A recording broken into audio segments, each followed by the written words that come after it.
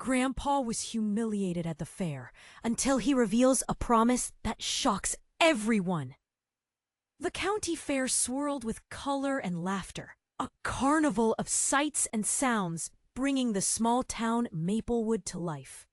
The sky was a bright blue canvas, dotted with fluffy white clouds, while the air was thick with the tantalizing scent of buttery popcorn, caramel apples, and fried dough. Kids ran past, faces smeared with sugary treats, their joyful shrieks slicing through the vibrant atmosphere as game booths beckoned with promises of oversized stuffed animals and glittering prizes. Grandpa Joe, a beloved figure with silver hair that sparkled under the sun, ambled through the throngs of people. His smile was warm, and his heart swelled with pride, filled with nostalgia for the fair's history and the way it brought everyone together. A good day to be alive, he thought as he approached the whack-a-mole booth, a game he had loved as a child. The crowd cheered as Grandpa Joe, amid roars of laughter, took his turn. With a sturdy mallet in hand, he swung with vigor, a best-forgotten move of youthful agility. But then, crack, that singular sense of misdirection that comes with age kicked in, and the mallet slipped from his grasp. It flew into the air, landing with a comical thud on the ground behind him. The crowd erupted into raucous laughter, a sound that sliced deeper than any knife. Embarrassment flared, hot and stifling, as Joe's cheeks flushed crimson. Around him, laughter echoed, trickling into whispers of ridicule. There were his neighbors and friends, their smiles unraveling into cruel memos of his failure.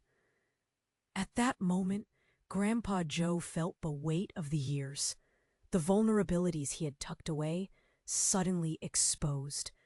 His heart raced, and a lump lodged itself in his throat. Feeling crushed, he stepped back, wrestling with the whirlwind of emotions that tried to consume him. Just when he thought he might disappear into the sea of mockery, he steadied himself. Taking a deep breath, he looked out at the crowd, their laughter echoing around him like a painful symphony. "I didn't come here just to be a joke," he said, his voice calm. The laughter quieted, replaced by a tense hush. With that, Grandpa Joe unveiled a truth that had lain buried for years, an old promise tied to a tragic night that had haunted Maplewood long before he was born. "Decades ago, amidst sorrow, I promised to never let our town forget the pain we buried," he revealed, his tones steady but filled with unyielding emotion. Gasps rippled through the crowd. His eyes glistened, reflecting a world the townspeople had long avoided. As the weight of his words sank in, faces shifted from laughter to shock. Old rivalries and hidden resentments began to bubble to the surface, like a pot about to boil over. What did this promise mean? What had been swept under the rug for too long? Grandpa Joe looked around, knowing the road. Ahead was fraught with challenges. He felt the ripples of unspoken secrets begin to swirl around him, each wave resonating with the memories of a wounded community. The question loomed heavy in the air. What price would he pay to uphold his vow? And how would it shape their town and his family's legacy? Hey, before we continue with this incredible story, I need to give you an important warning. Many subscribers have reported that YouTube removed their subscriptions without notice. Just take a quick look at the red button below to make sure you're still subscribed to the channel. I don't want you to miss any exclusive content coming up. And since you're here, smash that like button because it really helps me with the algorithm. Oh, and tell me in the comments, which city are you watching from?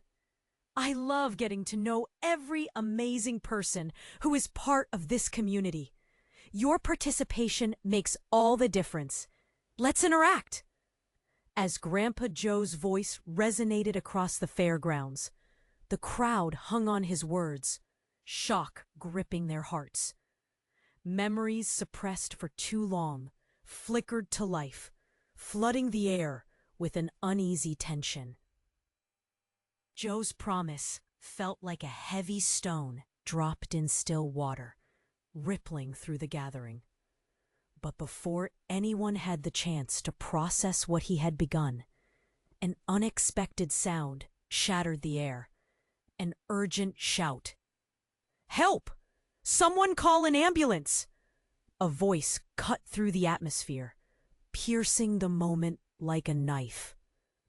Eyes turned, faces drawn tight with concern. A small boy lay on the ground, pale and unmoving, his parents frantic, circling like frightened birds. Gasps trickled through the crowd, stealing the air away. Joe's heart raced. He had momentarily forgotten his embarrassment, replaced now with fear. "Get back!" someone yelled, and the murmur of anxiety swelled. A woman rushed to the boy, cradling his head, her face a canvas of horror. "Stay with me, please," she pleaded, her voice trembling. Joe felt the crowd push forward, their laughter replaced with worry, urgency crackling. He squeezed through the throng, dormant. As he reached the boy, a shocking realization struck him. The boy's shirt, vibrant blue, bore a symbol he recognized. A symbol from the past. A symbol from the tragedy that had birthed his promise. The realization slapped him harder than his earlier humiliation. This child was wearing the emblem of the Maplewood brothers, those who had been lost years ago in a fire. A night he had sworn to keep alive in the town's memory.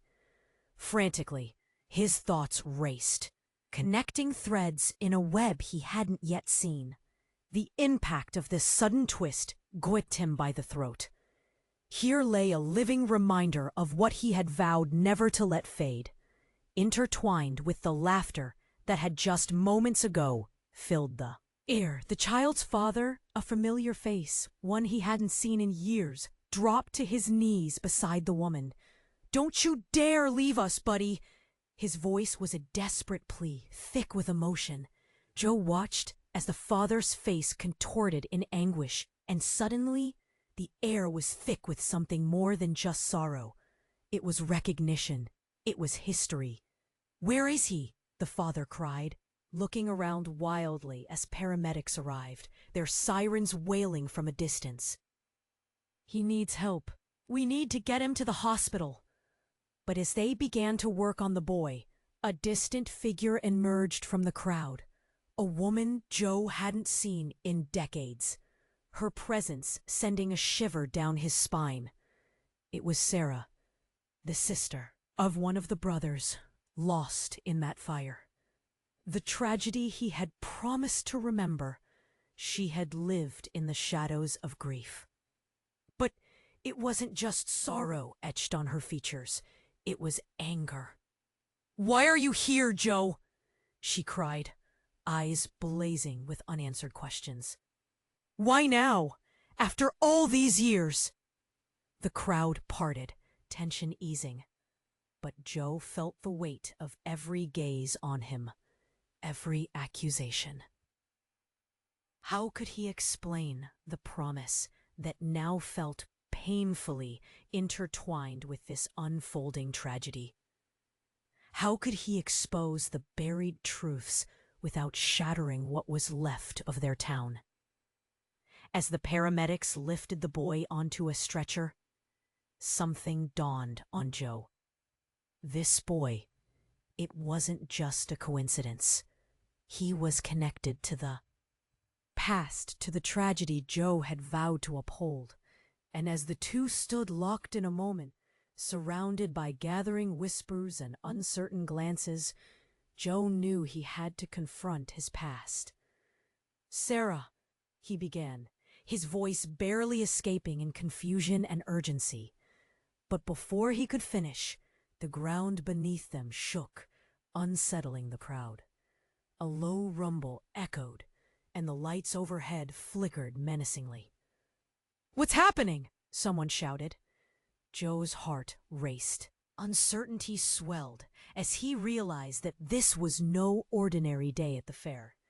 The event spiraled out of control, untouched pain resurfacing along with hidden secrets, and as he met Sarah's eyes, realization dawned on them both.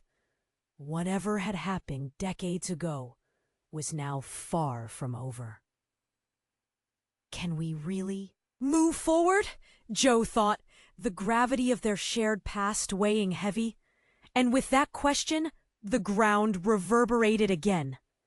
As the ground trembled beneath them, Grandpa Joe locked eyes with Sarah, both people tethered by a past they thought they could control. The air filled with electric anticipation, the crowd holding its breath as if the very earth demanded answers. "Joe, what is happening?" Sarah's voice curled through the tension, laced with confusion and fear.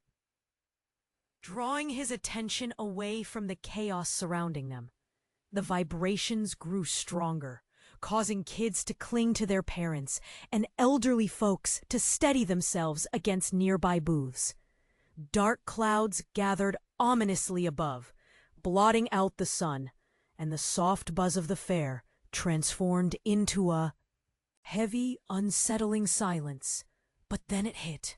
Like a wave crashing ashore, a deafening roar erupted from the direction of the Ferris wheel. The crowd turned in unison, eyes wide with terror. A surge twisted through them, a collective gasp that echoed across the fairgrounds. "What in the world?" someone muttered, eyes darting about. In an instant, the Ferris wheel, towering and colorful, started to tilt dangerously, the weight of joy suddenly morphing into horror. Screams rang out as seats began to swing wildly. At the heart of it all, a low rumbling buzz spun into a panic. Children cried out, their voices shrill against the metallic groans of machinery gone rogue. And then, as if it were a scene from a nightmare, the whole structure cracked. One side gave way, and with a terrifying crash, it toppled, metal bending and screeching, a furious beast unleashed. Time froze, gasps caught in throats. Joe watched in morbid fascination as the Ferris wheel splintered like dry wood, a cloud of dust and debris erupting into the sky. "Everyone move!" Joe shouted, instincts kicking in. He attempted to shepherd the masses, urging people to flee. But fear had paralyzed many of them. To his side, Sarah's expression morphed into something unrecognizable. Was it anger? Sorrow? Or was it a profound understanding at the heart of this terrifying moment? Joe's stomach knotted. He had to get to the boy. Had anyone thought of him? And in that moment, he caught sight of the boy's father still kneeling beside the collapsing crowd. Panic engulfed him. Before he could act, though, a piercing scream sliced through the chaos. "Look out!" An enormous piece from the Ferris wheel broke free, hurtling through the air as if time had accelerated. Joe's heart raced, his mind screaming to move, to do something. Then, thud, the metal struck the ground mere inches from him, sending shock waves that knocked him off his feet. "That was close," someone shouted, their voice rising above the tumult. "We have to help!" Yet as the dust began to settle, revealing the aftermath, one figure remained rooted in place. Sarah, her face ghostly pale, eyes wide, as if gripped by the enormity of it all. It was in that charged moment that a scream erupted from the collapsing crowd, sharp and shattering. "I can't find him! Where's my son?" It was the boy's father, his desperation weaving through the chaos, tugging at Joe's heart. But as the crowd surged back, trying to escape the wreckage, Joe felt a tug deeper than guilt, an unfamiliar tug. "Sarah, come on!" he called, extending a hand. But she stood statue-like, eyes glued to something beyond him, beyond them. "What's wrong?" he asked, panic creeping as she slowly turned to him, her expression shifting. And then, just as his heart pounded fiercely, she gasped, whispering a name that shook the ground beneath them. "Joe, it's him." "What do you mean?" His heart raced at the confusion, a chilling chill creeping up his spine. It's our fault. We set this in motion. Don't you see?" Those words hung heavy in the air, dread wrapping around them like a dark cloak. And for the first time, it hit Joe with sickening clarity. The secrets they buried weren't buried at all. They were alive and raging, demanding to be faced, unraveling everything they'd thought they knew. But what had they truly unleashed? And as the whispers of the crowd grew into a clamorous roar, one question echoed above them all. Who truly held the key to their town's haunted past? The air was thick with panic, swirling around Joe as he stood rooted to the spot. Sarah's words hung heavy between them, trembling with unspoken truths. It was as if the ground itself demanded answers. They shared a devastation too deep to put into words. But before Joe could respond, the chaos exploded. A loud bang erupted nearby as the Ferris wheel's metal structure finally buckled completely. Joe's heart seized. Adrenaline surged through him. In the chaos, he spotted the boy's father, still kneeling in desperation, eyes wide with terror. "Where's my son?" he shouted again, a cry that sliced through the commotion like a knife. And then a figure emerged from the dust cloud. It was her, a woman Joe recognized instantly, though he hadn't seen her in years. Mary, the other sister from the Maplewood brothers, stood there like a ghost. Her hair, once dark as night, was streaked with silver like the sorrow etched on her face. The crowd momentarily paused, their focus redirected as whispers rippled through them. "Mary?" Joe muttered, disbelief gnawing in his stomach. "What are you doing here?" But she didn't answer. Instead, she stepped forward, her eyes burning fiercely as they locked onto Sarah's. "You both have no idea, do you?" Her voice was low, a raging whisper that demanded attention. "The truth has always been here, hiding in plain sight." Joe felt a chill creep up his spine. She continued, words spilling out like the floodgates had opened. "You think this is an accident? This is a reckoning." Her hands shook, and Joe caught a glimpse of something in her palm, a worn locket that glinted ominously in the fading light. "What do you mean?" Sarah's voice trembled. Fear bled into her question. Mary's gaze hardened, and as she moved closer, the crowd instinctively stepped back, sensing the storm brewing. This fire, it wasn't just an accident. It was a message, and it was set by someone standing among us. She spat, her voice laced with venom. Gasps rippled through the crowd, an uncomfortable rumble of disbelief mixed with curiosity. Joe's heart raced, pounding heavily in his chest, each thud echoing the past he thought he had buried. "What are you talking about?" Joe demanded, edging closer, desperately wanting answers. "Who? Why?" Mary's jaw clenched as she held the locket up. A photo peeked through the cracked glass, a familiar, Face. A face Joe had long thought was lost to history. The realization hit him like a punch to the gut. "Is that—" "Yes!" she shouted, her voice breaking. "Teddy, he didn't die in the fire, Joe. He survived, and he's been hiding all these years, waiting for his moment." The crowd gasped again, uncertainty twisting its way through stretches of familiar faces. The atmosphere thickened, each breath held in suspense. "Why now? Why here?" Sarah's voice faltered, a mix of hope threading through her confusion. "Because he's finally ready to reveal everything," Mary said, her eyes widening in fervor, glancing past Joe as if she could see into the depths of the chaos yet to unfold. "And he planned this all along. The fair, the crowd, everything is part of a larger game." Just as the words left her lips, the ground trembled violently again. This time it wasn't just a shake. It was a roar, a fury that had been contained for too long.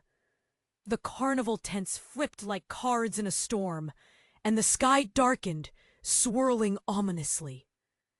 Screams pierced the air, but Joe's mind was racing.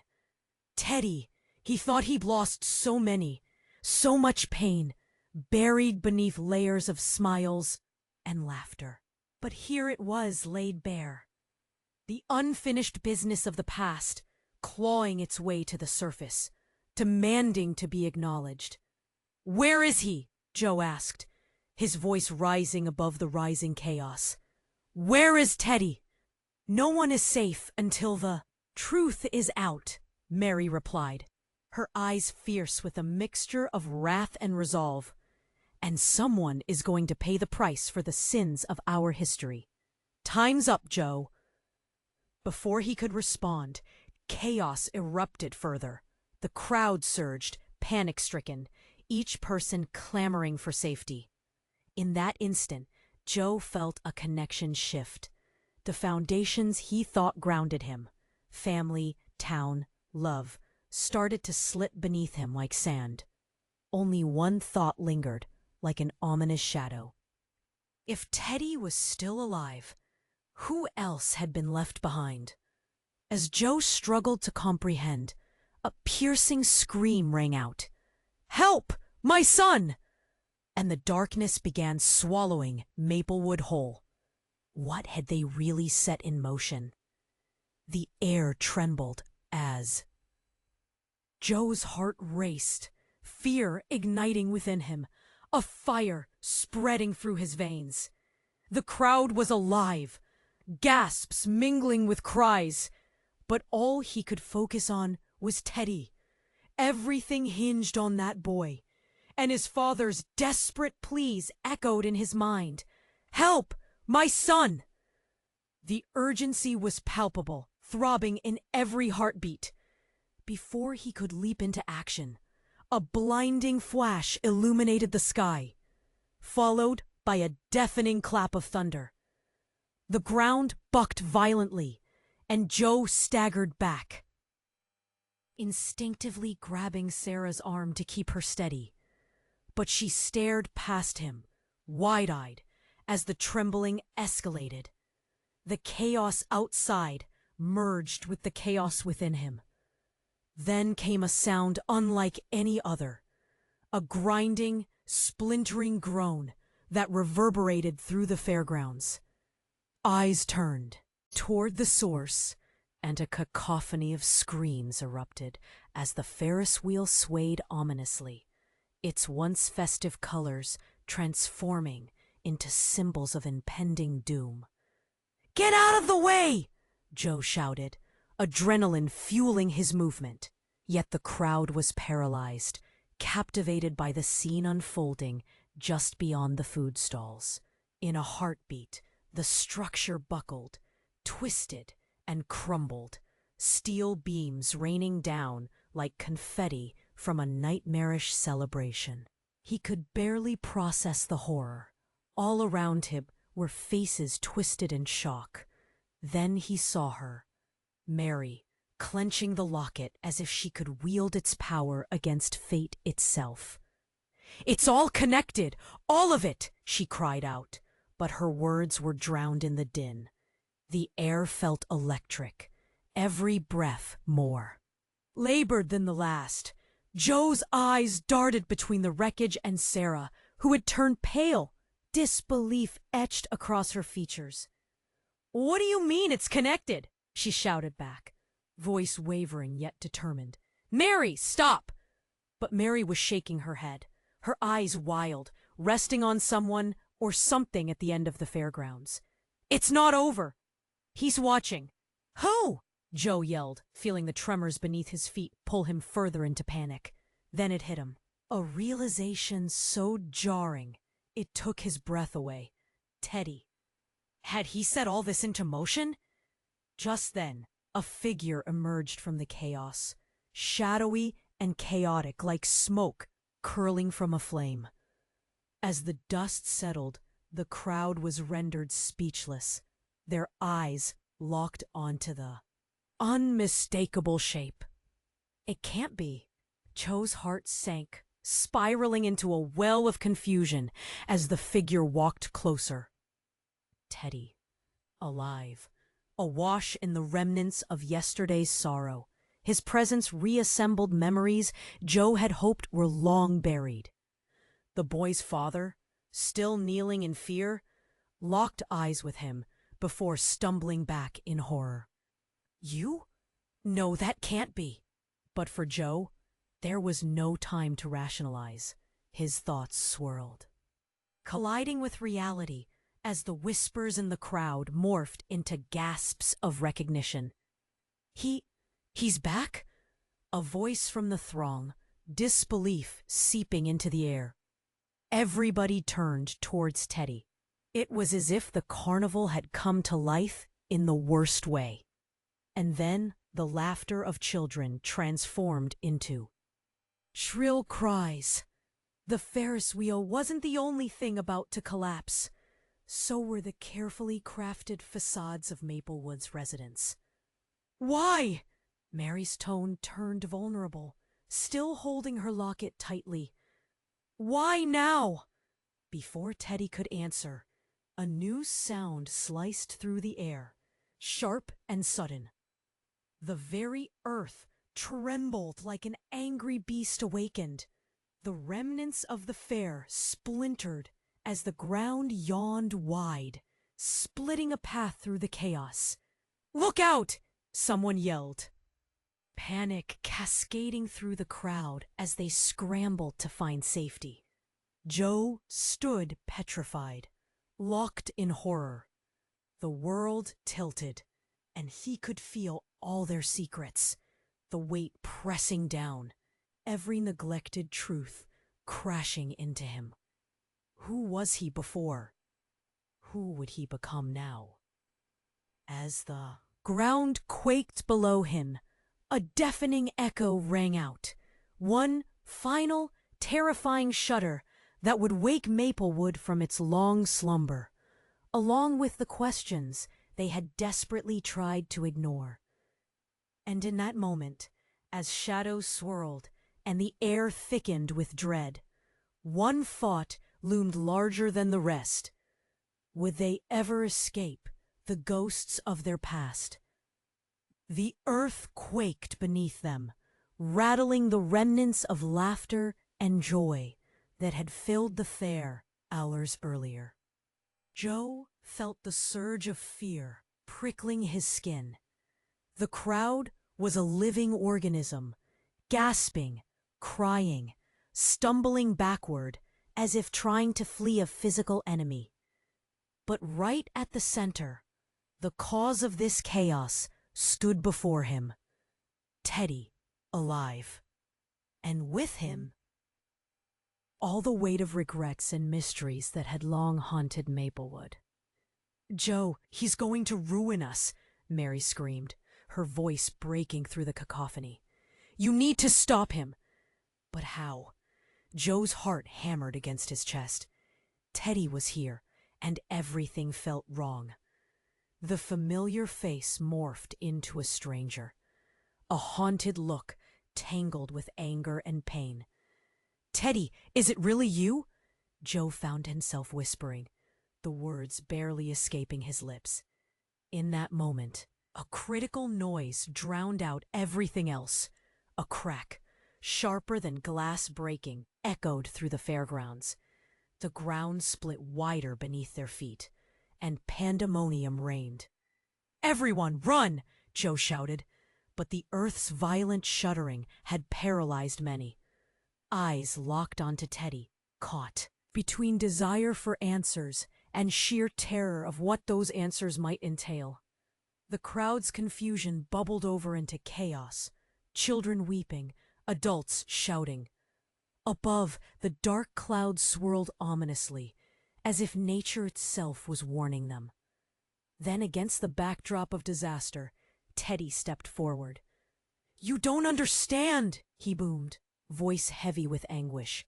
"I was never meant to be forgotten. You made me a ghost." With that, he raised the locket high, and a blinding flash erupted from it. Joe squinted, shielding his eyes, but still caught a glimpse of something. Figures flickering behind Teddy, as if history itself were alive.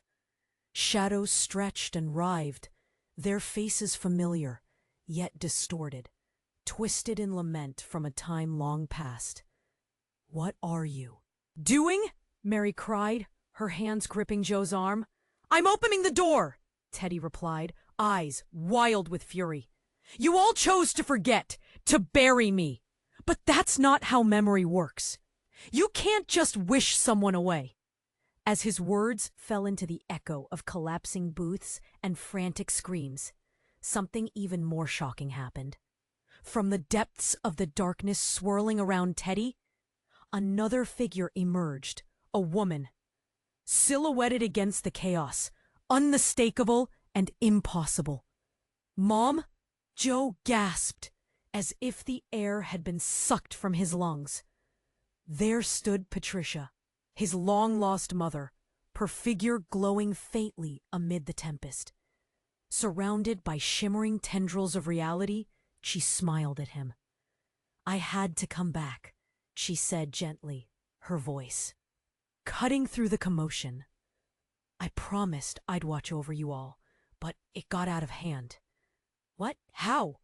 The shock sent waves through him, unraveling everything he thought he knew about her disappearance.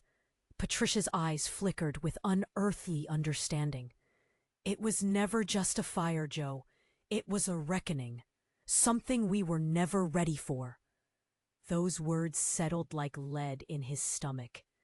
All the secrets he thought had been buried began to crawl back into the light. The air shifted, thick with unveiled truths, and a chorus of gasps reverberated among the townsfolk. Shock turned into whispers, wondering how a figure thought lost could return as if it were nothing. "Why come back now?" Joe shouted, desperation lacing his voice. "Because, my love, this world we built is about to collapse under the weight of its lies." She pressed, her warmth reaching out to him through the chaos. "It's time to unite the ghosts of our past, or face the end of Maplewood." Then the ground shook violently one last time, threatening to swallow them all. Teddy's cry cut through the din, and a blinding light erupted from the locket again, illuminating the chaos. The very fabric of their reality trembled, as if the consequences of the secrets they had long suppressed were finally coming home to rest. And in that split second, the truth hung in the air. Which ghosts will be freed? Joe thought, as darkness closed in around them. What could possibly be waiting in the aftermath of this revelation? The ground shook violently, a final upheaval that sent shock waves racing through Joe's system. The chaos around him blurred into a swirling mass of confused faces.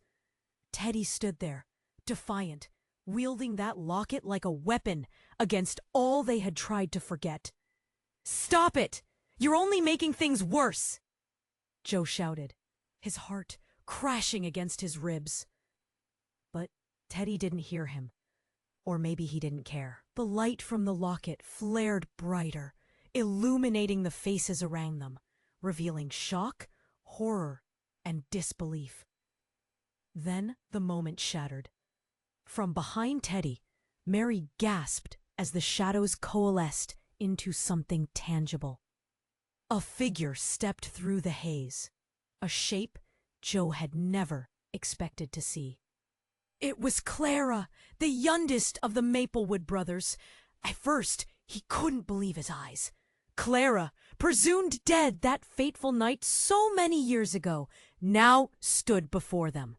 "Clara!" Joe exclaimed, disbelief flooding his voice. But the joy was short-lived, for a dark cloud settled over her presence, pulsing with anger. What was she doing here? Why? Clara's voice dripped with venom, her gaze fixed on Teddy. "You think this will change anything? You are still a coward." The crowd fell silent, confusion replaced by fear.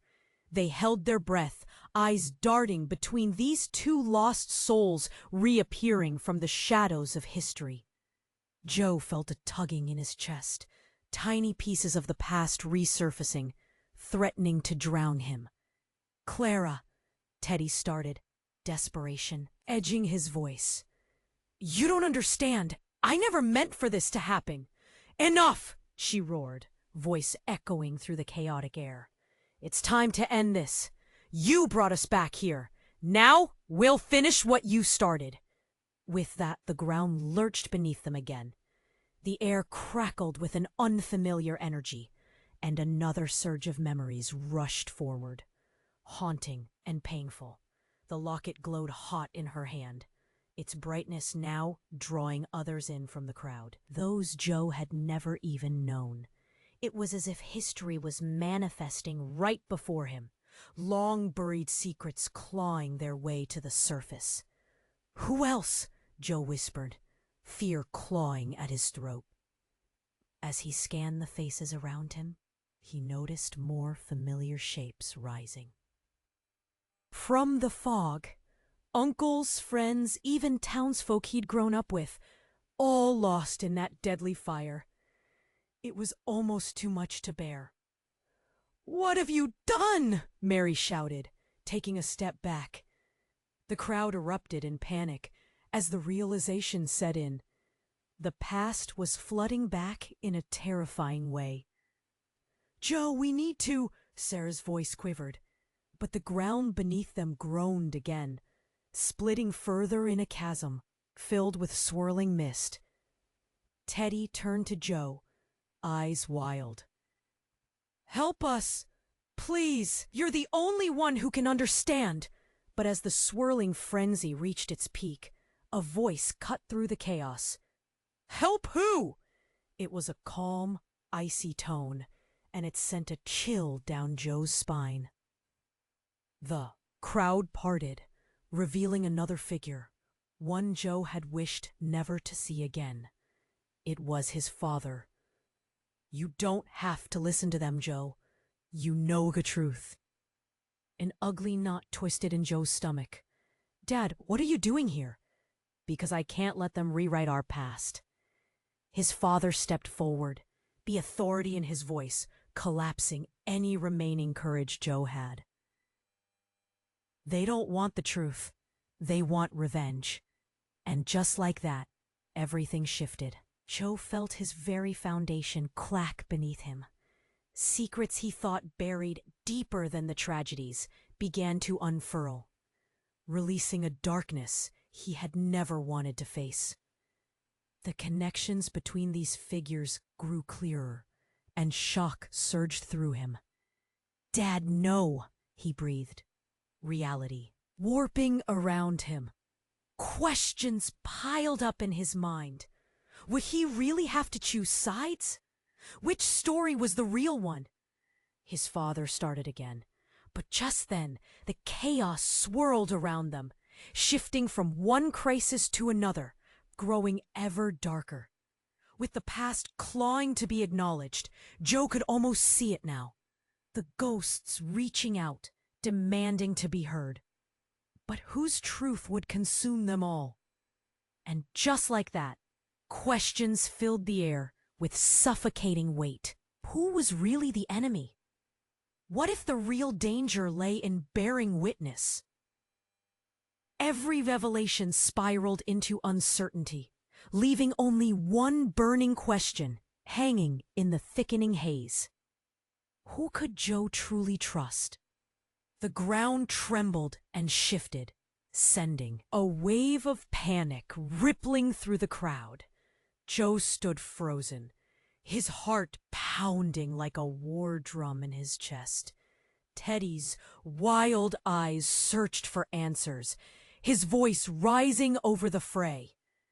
You don't want to know the truth? You want to ignore it all? That's what got us here in the first place. Clara's figure flickered, shadows dancing in her wake. You talk of truth, yet you've hidden it like every other coward. Behind Joe, Mary trembled, her face pale as a ghost. What is happening? She whispered, her grip tightening on Joe's arm. The crowd swelled and shrank, a tide of emotion crashing against the barrier of denial. Just when it seemed Teddy might respond, a blinding flash erupted from the locket in Clara's hand, illuminating the chaos. Fear twisted in Joe's stomach. Through the flash of light came a voice, hollow yet familiar. You've all forgotten. It's time to remember. Eyes turned towards the source, hearts pounding, even the ground momentarily still. There stood a figure behind Clara, their silhouette shifting in the haze like smoke. Joe squinted, trying to comprehend, but dread settled like ice in his veins. It couldn't be. No, he breathed, heart sinking. It can't be him! An older man stepped past Clara, eyes gleaming with a mix of pain and fury. It was Mr. Denton, a figure from the past everyone thought long gone. After all these years, you've forgotten, haven't you? He rasped, each word peeling back layers of history long buried. As the whispers spread among the crowd, a realization struck deeper than heartbreak. Mr. Denton had been accused of starting the fire, and he had escaped, just like the ghosts haunting Maplewood. I never burned the town down, Mr. Denton declared, his voice echoing. I saved it from a greater darkness. The crowd gasped, confusion swirling into a storm inside the chaos. What are you talking about? Someone shouted. You were a villain! I was protecting you! All of you! He thundered, pointing at Teddy and Clara, now stepping back toward their past. The fire was just the beginning of something far worse. What could be worse than losing our families? Teddy shouted back, rage flaring in his eyes. But Mr. Denton didn't flinch. The truth lies in every one of us, in the choices we made to survive. But my warnings fell on deaf ears.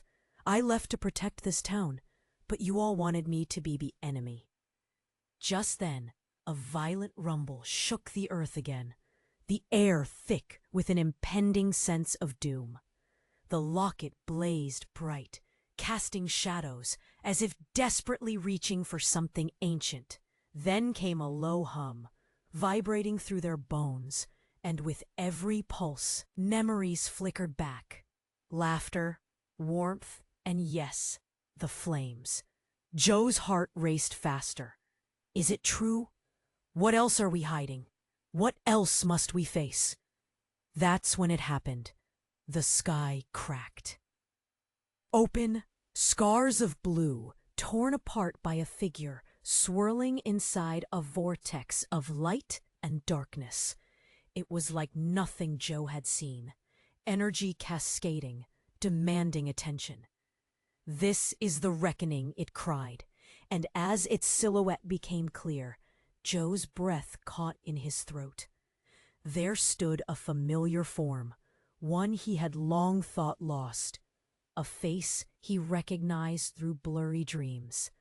It was his sister, Lisa, alive. "You let them think I was gone," she proclaimed, trembling with power. "But I'm here to finish this before it consumes all of Maplewood." The tension broke like glass, blood rushed cold, and the crowd fell into a hush. Joe's world tilted. All those years he'd mourned her, fought to move forward, but she was here, alive and angry. "Lisa?" he whispered, barely able to breathe. "You haven't aged. How?" But she interrupted, her expression shifting, a fierce glint in her eye. "There are greater forces at play. We need to unite, or we will all fall into the darkness we've ignored for too long." The shock settled thick in the air. Joe stumbled back, grappling with the revelation. Everything he'd thought, every secret he'd buried, had unraveled in mere moments. And just like that, he realized, the roots of their dreams, their nightmares, intertwined deeper than they could have imagined. "Will we be brave enough to face it?" Lisa asked, her voice cutting through the tension. "Or will we cower again, letting the past dictate our future?" And in that moment, all eyes turned to Joe. Everything hinged on his next move. Would he lead them toward the truth, or let the darkness fall once more? The ground trembled, shaking the world around them, but Joe's heart was hammering louder than ever. Lisa's return felt surreal, electric and heavy all at once. Every gaze in the crowd was pinned on her, fear and disbelief ricocheting between faces. "What do you mean we need to come together?" Joe's voice barely rose above the chaos. "Joe," Lisa said, urgency woven through her every word. "It's the only way to stop what's coming. The truth is not just history, it's alive." Just then, Clara scoffed, stepping forward, shadows swirling around her. "You think you hold the key? You're just a puppet, just like the rest of us." At that, the tension in the air thickened. Joe could feel the weight of accusations hanging over him like a storm cloud. "What are we even talking about?" he shouted, frustration bubbling over. "What truth are you hiding?" But before anyone could respond, the sky darkened further, the clouds swirling ominously, lit from within by unnatural flashes of light. Joe looked at the locket, holding his breath, half expecting it to unleash more horrors or maybe set them free. Instead, the atmosphere shifted abruptly. A pulsing energy enveloped them all. Then the ground erupted. A fissure opened wide, spitting dirt and stones, loud grumbles vibrating. Through their feet, screams echoed in waves as the crowd swayed back, slipping away from the danger. But in that chaos, a figure was seen darting out from the darkness beyond the chasm, a child, small and fragile, arms flailing as he ran. "Stop!" Joe cried out, heart racing as he grabbed Sarah's hand.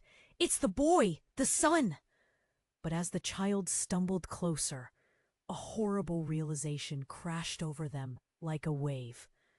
The boy, barely 5, had the same haunting blue eyes as Teddy. He was wearing a tattered shirt splashed with a symbol Joe recognized all too well, the emblem of the brothers lost in that infamous fire. "Is that Teddy's son?" Mary gasped, disbelief dripping from her. But how? Before they could digest this bombshell, the boy reached the edge of the fissure, teetering dangerously close, eyes wide with fear and something else. Recognition? "Daddy!" he wailed, pointing to Teddy, who was frozen, the light of the locket illuminating a look of sheer panic across his face. Teddy took a step forward, desperation lighting his features. "No! Stay back!" Joe felt the tension snap like a stretched wire. "This is not real," he hissed, wrestling with the overwhelming pressure to understand what was happening. His chest constricted, every breath labored under the weight of revelation. Lisa's presence suddenly felt more like a storm than a blessing. What had they awakened? But before the answer could manifest, the boys. Forms shimmered, flickering like a candle in the wind. The crowd gasped in unison as he started to fade, rippling into a shadow on the ground, as if the very air around him rejected his existence. "No, don't go!" Teddy's voice cracked, pushing through fear and longing. And then Clara stepped forward, her expression shifting from anger to horror, the truth hanging heavy in the air like smoke. "You're lying!" she shouted at Teddy. "You meant to sacrifice him!" A brutal silence fell, striking Joe cold. Sacrifice? He couldn't comprehend what this jab meant. "What are you saying? Every one of us was meant to pay for the sins of the past," Clara yelled, voice trembling with suppressed rage. Joe's heart sank further. Was Teddy really to blame for this cycle? Or was it something worse? The pieces swirled chaotically in his mind, threatening to unravel the little clarity he had left. Just then, a bright light flashed from the locket again, rising higher and brighter, until it burst apart, showering the area with a golden glow. In the light's radiance, everything shifted abruptly. The reality around them blurred and twisted. "No!" Joe shouted, instinctively reaching out for anything to ground him. But it was too late. In a blink, a vision crashed over him. Memories, not his own, flooded his mind. Visions of fire, anguished faces, and betrayal. The weight of it was unbearable, twisting his insides like a knife. Not just Teddy's past, but his too. Everything they thought they knew was part of a deeper web, revealing that Joe himself had hidden pieces of this truth, his heart tied to this heartbreaking legacy. In an instant, everything hung in the balance. "Where do we go from here?" he gasped, breathless. The answer rang out, a voice that split the chaos like lightning. "It's time to decide who lives and who dies." The question froze them all.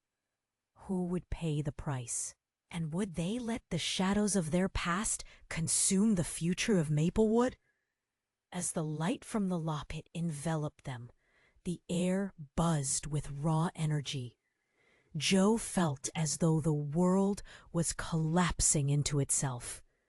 The boy, a living thread connecting.